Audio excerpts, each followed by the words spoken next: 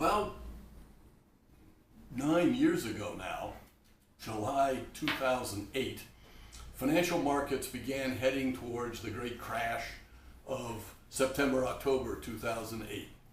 And as a result of that, the governments of the world, the governments of the United States tried to well, first of all, they had to shore up the financial system to prevent a great worldwide depression. They were successful in doing that by extending a lot of money. I think some $14 trillion of money was created to make sure there was enough money flowing through the system that there was some way of purchasing things and keeping factories open and keeping cash flowing to those who were working.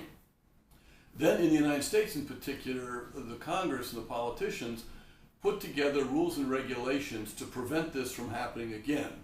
The legislation that was passed by the Congress was some 2,000 pages in length and was called the Dodd-Frank bill, named for Senator Thomas Dodd, who was head of the discussions on the Senate side, and the Representative Barney Frank, who was the head of the Finance Committee in the House of Representatives. So it was known as the Dodd-Frank bill.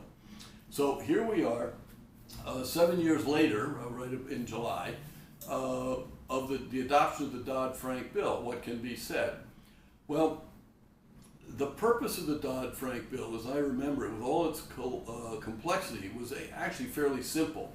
It was if there's another crisis, and great financial firms in New York City and Wall Street, let's say, like Lehman Brothers or Bear Stearns or AIG, the three big ones at the time, if they go bankrupt because of stupidity, stupid investing practices, that their owners will take the losses. The owners will take the losses and their customers will take the losses.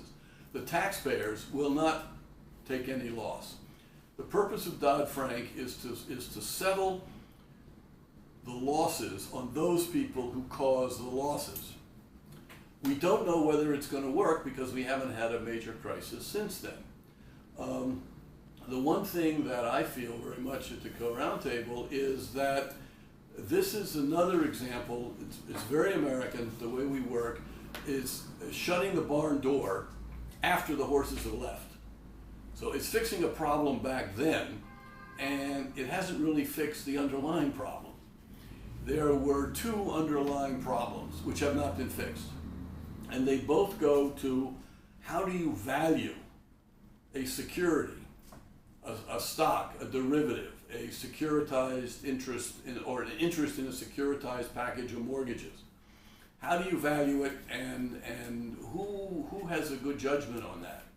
So one of the causes of the crisis was negligence, I think, on the part of three rating agencies, Moody's, Standard & Poor's, and Fitch, who basically looked into these things and said, we approve of these values. Roughly speaking, that's what they do. They were debt instruments. They don't do that for stocks. But they had a monopoly control here, and they basically they gave their approval to high values, the face values of these instruments, under circumstances where, in the case of the Goldman Sachs Abacus securities, they lost almost all their value within 2 months. In other words, there was deep negligence. There was a flawed process of assessing the value. Secondly, the valuation process used by the markets and by the financial houses was flawed. It did not look into the future. It did not consider the risks. It did not consider the impact on various stakeholders.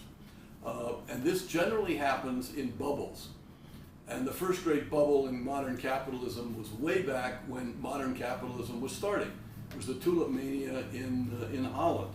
Same dynamic as the subprime mortgage crisis. Lots of money is around, you borrow money, you buy something, and you hope to sell it to somebody else. You're not a long-term owner, you're a trader, you're a speculator, and you're subject to the instinct of the herd, irrational exuberance, illusion, and you lose the money, but in the short term you push up prices, drawing in other people who borrow money in order to buy prices to get in on a good thing and sell when they go higher.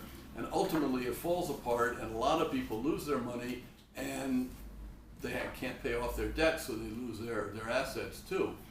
That system hasn't been fixed.